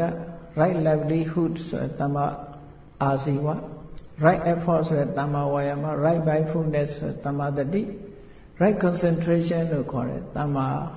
သမာဓိဆိုရယ်ဟောဒီမဂ်ခင်၈ပါးနဲ့ဖွဲ့စည်းထားတဲ့တရားဟာကိုအားကိုးရမယ်တရားအစစ်ပဲအဲ့ဒီတရားတွေမှာကိုယ်တဏ္ဍာမှာမဖြစ်သေးဘူးဆိုရင်နိဗ္ဗာန်မရောက်နိုင်သေးဘူးလို့ပြောတာနော်တဏှာကမလွတ်နိုင်သေးဘူးအိုခြင်းနာခြင်းဆိုတဲ့အိုခြင်းနာခြင်းသိခြင်းဆိုတဲ့တဏှာကမလွတ်သေးဘူးလို့ပြောတာအဲ့ဒီဓမ္မကိုရအောင်ကိုးကွယ်နိုင်ပြီကျင့်သုံးနိုင်ပြီကိုးကွယ်တယ်ဆိုတာကျင့်သုံးခြင်းကိုပြောတာအဲ့ဒီကျင့်သုံးနိုင်ပြီဆိုတဲ့အခါကျတော့မှသာဝရငြိမ်းချမ်းတဲ့အငြိမ့်သက်ဆိုတာကိုရမှာဖြစ်တယ်ဒါဓမ္မန္တရဏကိစ္ဆာမိရဲ့ရွယ်ချက်ကလည်းအဆင့်အဆင့်ပဲသွားရမယ်သူ့ level နဲ့ခုခေတ်လိုပြောရင်ဒါ level 1 level 2 level 3ပေါ့နော်အဲ့ဒီလိုသွားဒါဖြင့်တပည့်တော်တို့ဓမ္မန္တရဏကိစ္ဆာမိဓမ္မကိုဘယ်လိုကျင့်သုံးရမှာတော့ဆိုလို့ရှိရင်ဟောသမထကျင့်စဉ်တစ်ခုကိုကျင့်တာတို့ဝိပဿနာကျင့်စဉ်တစ်ခုကိုကျင့်တာဒါဖြင့်သမထတို့ဝိပဿနာတို့ဆိုတာရိတ်တာမှကျင့်လို့ရတာလားတောထွက်ရမှာလားလောကီစီးပွားရေးတွေအကုန်ဆွရမှာလားလို့ဆိုမဟုတ်ဘူးမြတ်စွာဘုရားကတတိပဒံကျင့်စဉ်ဆိုတာအိမ်မှာလည်းကျင့်လို့ရတယ်အိမ်မှာလည်းကျင့်လို့ရတတိကောင်းအောင်မိမိပါသည်စိတ်ကိုလေ့ကျင့်ပေးတာပဲအချိန်ပိုင်းလေးယူပြီးတဲ့အခါကျတော့ဆိုပါစို့ကိုယ့်ရဲ့ထွက်လေဝင်လေလေးတွေကိုမှတ်နေတာတတိထားနေတာ ဒါလေးကအစတတိပဋ္ဌာန်အကျင့်ကိုကျင့်နေတယ်လို့ပြောလို့ရတယ်ပေါ့အဲ့ဒီကနေပြီးတော့စွမ်းအားတွေမြင့်လာပြီဆိုလို့ရှိရင်တော့သူကဒီတဲ့အဆင့်မြင့်တဲ့ဝိပဿနာဉာဏ်တွေပါဖြစ်လာတယ်ဘုရားလက်ထက်ကအိမ်တော်စုဘဝနဲ့နေရင်ထိုင်ရင်လည်းပဲသောတာပန်ဖြစ်သွားတဲ့ပုဂ္ဂိုလ်တွေရှိတယ်သက္ကရာဂံဖြစ်သွားတဲ့ပုဂ္ဂိုလ်တွေရှိတယ်အနာဂံထိအောင်တောင်ဖြစ်သွားတယ်အနာဂံဖြစ်သွားပြီဆိုတဲ့အခါကျတော့အိမ်မှာမနေဘူးမဟုတ်နေသေးတာဘုရားလက်ထက်ကအနာဂံတွေအများကြီးရှိတယ်အိမ်မှာနေကြသို့တော့အဲ့ဒီကြလို့ရှိရင်ဇနီးမောင်နှံနှစ်ဦးဟာမောင်နှမအနေထားမျိုးဖြစ်သွားတယ်နော်ဘုရားလက်ထက်တုန်းကဝိတာခတကာကြီးဆိုတာပထမတော့သောတာပန်ပဲသူကဘုရားကျောင်းတော်သွားရင်နေ့စဉ်နဲ့သွားရင်တရားဓမ္မကိုသူကကျင့်သုံးရင်းနဲ့တည့်ရကြတော့မြတ်စွာဘုရားကျောင်းမှာသူအနာဂံအဆင့်ရောက်လာတယ်ပေါ့အနာဂံဖြစ်သွားလို့ရှိရင်သူက desire for sensual pleasure မရှိတော့ဘူးသူမှာမရှိတော့တဲ့အခါကျတော့ခါတိုင်းဆိုလို့ရှိရင်ကျောင်းကနေအိမ်ပြန်လာလို့ရှိရင်သူ့ဇနီးကဓမ္မဒိဏဓမ္မဒိဏကပြုံးပြုံးရွှင်ရွှင်နဲ့အိမ်ကနေပြီးတော့ဟိုရင်ကျိုးစပေါ့လေကားတက်လာရင်လက်ဆွဲပြီးတော့တက်တယ်ပုံမှန်ပဲသူကအဲ့လိုပြန်လာလို့ရှိရင်ပြုံးပြပြီးတော့အဲ့ဒါသူဇနီးလက်ဆွဲပြီးတော့ဒီလိုပဲအိမ်ကိုပြန်လာလေးရှိတယ်ပေါ့ခါတိုင်းအဲ့အနာဂံဖြစ်တဲ့နေ့ကျတော့အဲ့လိုမဟုတ်တော့ဘူးသူတိတ်လည်းမပြုံးတော့ဘူးပြုံးပြတာလည်းမလုပ်တော့ဘူးလက်ဆွဲပြီးတော့လည်းမတက်တော့ဘူးအဲ့ဒီလိုဖြစ်တဲ့အခါကျတော့ဇနီးတဲ့လုပ်တဲ့ပုဂ္ဂိုလ်ကစိတ်မကောင်းဖြစ်တယ်ပေါ့လေဘာဖြစ်လဲပေါ့ခါတိုင်းလို့မဟုတ်ဘူးပေါ့အမူအရာထူးနေတယ်ဘာမှမမေးသေးဘူးဒီတိုင်းပဲထမင်းစားတဲ့အချိန်ကျတော့လည်းအေးအေးဆေးဆေးထမင်းမှစားပြီသူကဘာပြောတော့ဆိုရင်ကဲဒီကနေ့ကစပြီးတော့အိမ်မှာရှိတဲ့ပစ္စည်းတွေကိုမင်းကငါအကုန်လွှဲတယ်ပေါ့မင်းကငါအကုန်လွှဲတယ်ဒီအိမ်မှာပဲနေကျင်တယ်ဆိုရင်လည်းပဲဆက်ပြီးတော့နေပါအကယ်၍အိမ်အောင်သိပြုကျင်တယ်ဆိုရင်လည်းပြုပါလို့သူကအဲ့လိုပြောတယ်ပြောတော့ဟိုအမျိုးသမီးကစဉ်းစားတယ်ဒီငါပေါ်မှာစိတ်ဆိုးလို့ဆိုလို့ရှိရင်တော့ပစ္စည်းတွေမလွှဲတော့ဘူးပေါ့စိတ်ဆိုးတာတော့မဟုတ်တယ်ပေါ့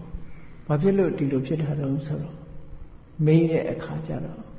ဝိတ္တခါပါပြောတော့ငါမြတ်စွာဘုရားဟောတဲ့တရားကိုဒီကနေ့အဆင့်မြင့်အနာဂံအဆင့်ထိရောက်ပြီးတော့တည်သွားပြီဒါကြောင့်မို့ကာမဂုဏ်အာယုန်นี่ငါမခံစားလို့တော့ဘူးဒါကြောင့်မို့လို့အလုံးကိုလွှဲတယ်လို့ပြောတာဒါဖြင့်ဒီတရားဟာရှင်တို့ယောက်ျားတွေသာကျင့်သုံးနိုင်တဲ့တရားလားလို့ဆိုမဟုတ်ပါဘူးအမျိုးသမီးတွေလည်းကျင့်သုံးလို့ရပါတယ်ဆိုတော့အဲ့ဒီဓမ္မဒိဏအမျိုးသမီးอ่ะဘိက္ခုနီဝတ်ခွင့်တောင်းပြီးတော့သူကိုယ်တိုင်ဘိက္ခုနီဝတ်သွားပြီးတော့တလလောက်လည်းနေရောသူကယဟနာဖြစ်သွားတယ်ယဟနာဖြစ်သွားပြီးသူတို့မျိုးကိုပြန်လာတော့ဝိတ္တခါတကကြီးကတလလောက်နဲ့တင်ပြန်လာတဲ့ဆိုသူ့စိတ်ထဲမှာဟိုသာသနာပေါင်းများမပျော်လို့ပြန်လာသလားလို့မောင်နှမစိတ်နဲ့ပေါ့နော်မောင်နှမစိတ်နဲ့သာသနာများမပျော်လို့ပြန်လာတာလားလို့သိချင်လို့မိဂုံးတွေသွားမေးတာတရားနဲ့ပတ်သက်တဲ့မိဂုံးတွေမေးတာဟိုကအဆင့်မြင့်တဲ့မိဂုံးတွေအကုန်လုံးဖြေနိုင်ရဟန္တာဖြစ်သွားတာရဟန္တာဖြစ်သွားတဲ့အနေအထားမျိုးအဲ့တော့မြတ်စွာဘုရားရဲ့ဒီတပိတာဝကတွေလူတွေထဲမှာလည်းပဲနောက်ဆုံးအနာဂံအဆင့်ထိအောင်ဒီမိမိတို့အိမ်မှာနေကြတဲ့ပုဂ္ဂိုလ်တွေအများကြီးရှိတယ်ပေါ့နော်ရဟန္တာဖြစ်သွားရင်တော့မနေတော့ဘူးပေါ့အိမ်မှာအနာဂံအဆင့်ထိအောင်နေကြသေးတယ်သို့တော့ဒီလိုနေတဲ့အချိန်မှာအရင်ကတော့လို့ပူတာတို့ဆူတာတို့ဒါမျိုးတွေမရှိတော့ဘူးပေါ့ဓမ္မရဲ့စွမ်းအားကြောင့်စိတ်နှလုံးဟာအမြဲတမ်းငြိမ်းချမ်းပြီးတော့မောင်တို့နှမတို့ကုညီစရာရှိတာကုညီပြီးဒီလိုအေးချမ်းချမ်းနေသွားကြတဲ့လူအဖွဲ့အစည်းတစ်ခုရှိတယ်သူတို့မှာကြောင်းကြဘာတစ်ခုမှမရှိဘူးတဲ့ဒါဓမ္မန္တရဏံကိစ္ဆာမိအဆင့်မြင့်သွားရင်ဒီလိုထိအောင်ရတယ်ပေါ့နော်အေးဒါကြောင့်မို့လို့ဓမ္မကိုကိုးကွယ်တယ်ဆိုတဲ့နေရာမှာခုနကပထမဒုစရိုက်7ပါးကိုရှောင်ပြီးတော့သူစရိုက်တရားကိုကျင့်သုံးရမယ်အဲ့ဒီတဲ့အဆင့်မြင့်လာတဲ့အခါကျတော့မေတ္တရားဖို့တရားရဖို့ရအတွက်သမထနဲ့ဝိပဿနာဒီကျင့်စဉ်ကိုကျင့်ရမယ်အဲ့ဒီလိုကျင့်ခြင်းဖြင့်ဓမ္မကိုးကွယ်မှုသည်ယဟနာဖြစ်တဲ့အချိန်မှာလမ်းဆုံးမှာဖြစ်တယ်ဒါဖြင့်တန်ခါတရဏံကိစ္ဆာမိတန်ခါကိုကိုးကွယ်တယ်ဆိုတာကြတော့ဘာအဓိပ္ပာယ်လဲဆိုအနုတ္တရံပုံညာခိတံလောကတလို့ဆိုတဲ့အတိုင်းပဲလူတွေဟာဒီနေ့စဉ်စားဖို့ရအတွက်ဒီစိုက်ပျိုးဖို့မြေကွက်ရှိရတယ်လို့ပဲပေါ့ ကုသိုလ်ကောင်းမှုစိုက်ပျိုးဖို့အတွက်အကောင်းဆုံးကတော့တန်ခါပဲလို့ဒီလိုဆိုလို့ရပေါ့ဒါကြောင့်မို့တန်ခါကိုကိုးကွယ်တယ်ဆိုတဲ့နေရာမှာဘာအဓိပ္ပာယ်နဲ့ကိုးကွယ်တာတော့ဆိုကုသိုလ်ကောင်းမှုလုပ်ဖို့နေရာတစ်ခုအနေနဲ့ကိုးကွယ်ရမယ်တန်ခါကိုကိုးကွယ်တာကုသိုလ်ကောင်းမှုလုပ်ဖို့ကုသိုလ်ကောင်းမှုလုပ်ချင်တယ်အကယ်၍တန်ခါမရှိဘူးဆိုလုပ်ဖို့ခက်တယ်ပေါ့ဒါကြောင့်မို့လို့တန်ခါကိုလှူတဲ့အခါမှာလည်းပဲစိတ်ဓာတ်မော်မော်မြတ်မြတ်ကိုယ့်ကိုယ်ပြင်းပြင်းဆင်ဆင်လှူဖို့လိုအပ်တယ်ပေါ့နော်ဆိုတော့ပုဂ္ဂိုလ်ကိုဘယ်တော့မှဥတီချက်မထားနဲ့ပေါ့ဥတီချက်ထားတာတခါတလေမမှန်တာဖြစ်တတ်တယ်ပေါ့ဟိုကပဲဒီဆရာတော်ကြီးကတော့နာမည်ကြီးလို့ဒီဆရာတော်ကြီးကတော့ဘာဖြစ်လို့ဆိုတာမျိုးတွေမထားပဲနဲ့ကုသိုလ်ကောင်းမှုလုပ်ပြီဆိုရင်တန်ခါကိုဥတည်ပြီးတော့လုပ်တဲ့ကုသိုလ်ဟာအမတန်မှမွန်မြတ်တယ်မြတ်စွာဘုရားကဘယ်လောက်ထီအောင်ဟောထားတော့ဆိုလို့ရှိရင်ဘယ်လောက်အကျင့်မကောင်းတဲ့ပုဂ္ဂိုလ်တွေပဲဖြစ်ဖြစ်တန်ခါကိုရည်စူးလှူရင်ကုသိုလ်ရတယ်လို့ဒီလိုဟောထားတယ်နော်အဲ့ဒါကြောင့်မို့လို့ဘာပဲဖြစ်ဖြစ်တန်ခါကိုရည်စူးပြီးကုသိုလ်ကောင်းမှုပြုတဲ့အနေနဲ့လုပ်ဖို့လိုအပ်တယ်ပေါ့တန်ခါဟာမြတ်တယ်ပေါ့တန်ခါဆိုတဲ့နေရာမှာပုဂ္ဂိုလ်ကိုကိုးကွယ်မိလို့ရှိရင်ဘာဖြစ်တတ်တော့ဆိုရင်ဒီပုဂ္ဂိုလ်ဆိုတာဖောက်ပြန်သွားတာသိတယ်အဲ့ဒီဖောက်ပြန်သွားလို့ရှိရင်ဒီပုဂ္ဂိုလ်ဖောက်ပြန်ရင်ထိုပုဂ္ဂိုလ်ရဲ့အစွဲကိုကယုံကြည်မှုအားများနေလို့ရှိရင်အဲ့ဒီပုဂ္ဂိုလ်ဖောက်ပြန်တဲ့နောက်ကိုယ်လည်းလိုက်ဖောက်ပြန်သွားတတ်တယ်ပေါ့မှားယွင်းသွားတတ်တယ်ပေါ့အဲ့တော့အဲ့ဒီလိုမဖြစ်ဘဲနဲ့ဓမ္မကိုတိတိမတ်မတ်ထားဖို့လိုအပ်တယ်ပေါ့တရားပေါ်မှာယက်တည်ပြီးတော့ကိုးကွယ်တာမျိုးဖြစ်တဲ့ပေါ့တန်ခါးတွေကိုးကွယ်တဲ့အခါမှာလေအဲ့တော့ဘာပဲဖြစ်ဖြစ်သာသနာတော်မှာကုသိုလ်ကောင်းမှုလုပ်မယ်ဆိုရင်အမြတ်တန်ခါးကိုရည်စူးပြီးတော့ကုသိုလ်ကောင်းမှုလုပ်တာအကောင်းဆုံးပဲပေါ့ဓမ္မကိုရည်စူးပြီးတော့ကုသိုလ်ကောင်းမှုလုပ်တာအကောင်းဆုံးပဲပုဂ္ဂိုလ်တူတယောက်တည်းကိုဥတည်ပြီးတော့ကုသိုလ်ကောင်းမှုလုပ်တာဟာဒီအန္တရာယ်ဖြစ်တတ်တယ်ပေါ့အန္တရာယ်များတယ်ပေါ့အန္တရာယ်များတယ်ဆိုတာခုနကဒီပုဂ္ဂိုလ်ဖောက်ပြန်သွားရင်ပုဂ္ဂိုလ်ဇွဲနဲ့ဖြစ်ပြီးကိုယ်လည်းဖောက်ပြန်တဲ့အစဉ်များမှုရောက်သွားတတ်တယ်အဲဒါကြောင့်မို့လို့ဓမ္မပေါ်မှာအခြေခံထားပြီးတော့ဓမ္မနဲ့တိုက်တာပြီးဒီပုဂ္ဂိုလ်ကောင်းတယ်မကောင်းဘူးဆိုတာကိုကြည့်ပြီးကုသိုလ်ကောင်းမှုရအောင်တန်ခါတရဏံဂစ္ဆာမိလုပ်တဲ့အခါမှာအထက်ကရာဆရာကြီးတွေကဘာပြောလို့ဆိုရင်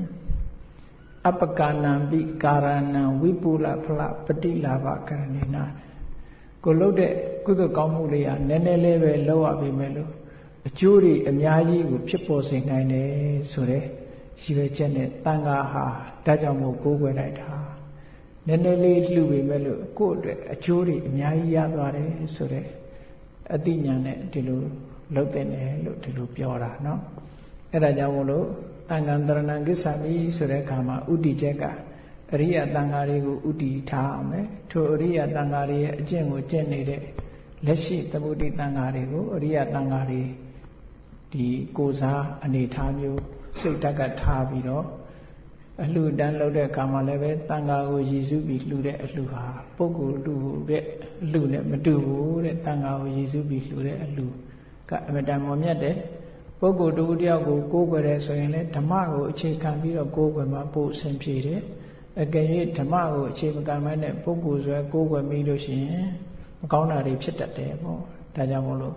မြတ်စွာဘုရားတောင်းမှပဲပုဂ္ဂိုလ်ကိုအာမကိုနဲ့ဓမ္မကိုအာကိုလို့ရှင်အာနန္ဒာကိုဟောခဲ့ဖူးတယ်နော်ဒါကြောင့်မလို့လှူရတမ်းပြီဆိုလို့ရှိရင်တန်ခါကိုအာရုံပြုပြီးတော့လှူနိုင်ဖို့ကြိုးစားရမယ်ထိုတန်ခါတွေရှိနေသည့်အတွက်ကြောင့်တို့ကုသိုလ်ကောင်းမှုတွေပြုခွင့်ရတယ်မြတ်စွာဘုရားရဲ့သာသနာတော်ကြီးအစဉ်ဆက်မပြတ်အောင်ထိမ့်သိမ့်လာတဲ့တန်ခါတွေရဲ့ခုံကိုအာရုံပြုပြီးတော့အဲ့ဒါလိုလှူခြင်းဖြင့်မိမိတို့ရဲ့တဏ္ဍာမှာကောင်းကျိုးချမ်းသာတွေအပြည့်အဝရနိုင်တယ်ဆိုတာမှန်ကန်တဲ့လမ်းစဉ်တရားကိုသိမြင်မှုလိုတယ်ဒါကြောင့်မို့အမှန်ကန်သိဖို့အတွက်တရားနာရမယ်စာပေဖတ်ရှုရမယ်မသိတာမေးမြန်းရမယ်မေးမြန်းပြီးလို့သိပြီဆိုရင်လက်တွေ့ကျင့်သုံးရမယ်အဲ့ဒါဟာကိုယ့်ရဲ့တကယ်အားကိုးရာအစစ်ဖြစ်ပါတယ်ဒါကြောင့်မို့အားကိုးရာအစစ်ဆိုတာကိုယ်တဏ္ဍာမှာရှိတယ်မြတ်စွာဘုရားကဓမ္မဒီပါဘိက္ခဝေဝိဟရထဓမ္မသရဏဓမ္မကိုအားကိုးကြတခြားကိုအားမကိုးကြနဲ့ဆိုတာဒါကိုရည်ရွယ်ပြီးတော့ဟောတာဖြစ်ပါတယ်ဒါကြောင့်မို့တရားချစ်ခင်သူတော်စင်ပြိဿအပေါင်းတို့သည်မိမိတို့ရဲ့ဘဝလမ်းကြောင်းလျှောက်လှမ်းတဲ့အခါမှာကိုအားကိုးရမယ့်အတိုင်းအားကိုးတိုက်တဲ့အရာတွေကဘာတွေလဲဆိုတာကိုသိရှိနားလည်ပြီးမှန်ကန်တဲ့လမ်းကြောင်းအတွင်းရွေးချယ်၍ ကိုယ်ွယ်မှုကိုပြုနိုင်ကြပါစေကုန်သတည်း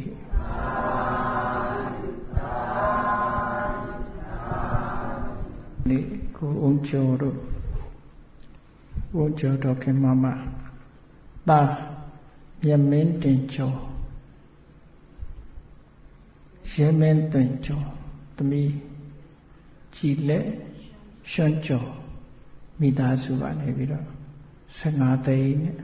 နောက်ဦးတိုးတင်တော့ဦးစိုးတင်ဒေါက်ခင်မချိုမိသားစုမှာတသိန်းဦးစင်အောင်ဒေါ်တင်မြင့်စိန်ဒေါ်မြင့်မြင့်စိန်မိသားစုကတသိန်းနောက်ဦးကိုကြီးဒေါ်တင်တင်နွယ်မိသားစုက9သိန်းဒေါ်တန်တန်အေးစင်ကာပူက5သိန်းနောက်တစ်ခုကဆိုပါဦးအန်ကူဒေါ်တန်တန်ယူမိသားစုက3သိန်းတာကိုမြတ်ကိုအောင်မြတ်ညီမင်းအောင်သမီးဆင်းယူအောင်တို့က3သိန်းနောက်ဒေါ်ချယ်ရီမွန်ရန်ကုန်က9000နဲ့အားလုံးစုစုပေါင်းဒီမှာဓမ္မဒါနစာအုပ်ဒီတရားတော်တွေအတွက်ဓမ္မအတွက်နော်ဟိုတရားတော်နဲ့ဓမ္မစာစဉ်များအတွက်ဓမ္မဒါနအလှူငွေ330ဆရာတော်နဲ့နောက်ပင့်တန်ခါတစ်ပါးနဲ့ဝတ္ထုငွေ9000ကျပ်စီနဲ့သင်္ကန်းတစ်စုံစီလှူဒန်းတယ်တဲ့နော်အဲ့ဒီလှူဒန်းတာတွေကိုကဲယူစေချာနော်ကဲလိုက်အရှင်ဘုရားတပည့်တော်တို့သည်ဗုဒ္ဓမြတ်စွာသာသနာတော်မြတ်ကြီးအရှိခန့်လျက်တည်ထံပြန်ပွားစေရန်ရှိတမ်းကြပါသောကြောင့်တရားဓမ္မစာစဉ်များအတွေ့ဓမ္မဒါနအလှူတော်ငွေ30ကိုရင်းနှီးမြုပ်နှံ၍လှူဒန်းကြပါကုန်၏ပင့်တန်ကဆရာတော်4ပါးတပါးလည်းနဝကမ္မဝတ္ထုငွေလွှာ9000ကျပ်သောအတ္တပြာနှင့်သင်္ကန်းတစ်စုံစီတို့ကိုလှူဒန်းကြပါကုန်၏ဝတ္ထုငွေလွှာအတ္တပြာတို့မှဖြစ်ပေါ်လာသောအစရာပစ္စည်း4ပါးကိုလှူဒန်းကြပါကုန်၏တရားဓမ္မကိုနာယူကြပါကုန်၏တရဏဂုံ3ပါးနှင့်တကွာ5ပါးသီလကိုခံယူစောင့်တည်ကြပါကုန်၏ယနေ့ယခုအာထုတ်ပြုလို့ရသောဤကောင်းမှုသည်ဒုက္ခခတ်သိမ်းချုပ်ငြိမ်းရာမှယနိဗ္ဗာန်ဤအကြောင်းအထောက်ပံ့ဖြစ်ပါစေတည်းတန်ဃာတော်ရှင်မြတ်တို့အားဆွမ်းခဲဝယ်ဘောဇဉ်ချိုးချင်းရတာအဖျားဖျားတို့ကိုဆက်ကပ်ပါကုန်၏ဤကောင်းမှုသည်ဒုက္ခခတ်သိမ်းချုပ်ငြိမ်းရာမှယနိဗ္ဗာန်ဤ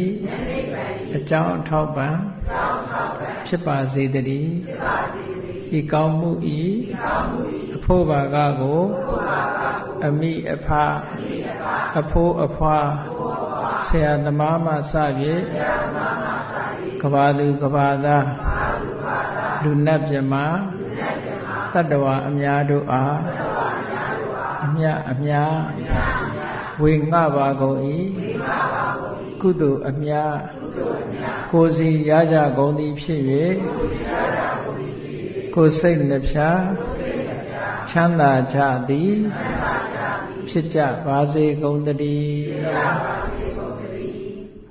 အာလုံးကြာကြာသမျှအမြ ရှိတော်မူကြပါကုန်လောသာဓုသာဓုသာဓုအားလုံးကြာကြာလည်းများအမြအမြအမြရှိတော်မူကြပါကုန်လောသာဓုသာဓုသာဓုအားလုံးကြာကြာလည်းများအမြအမြအမြရှိတော်မူကြပါကုန်လောသာ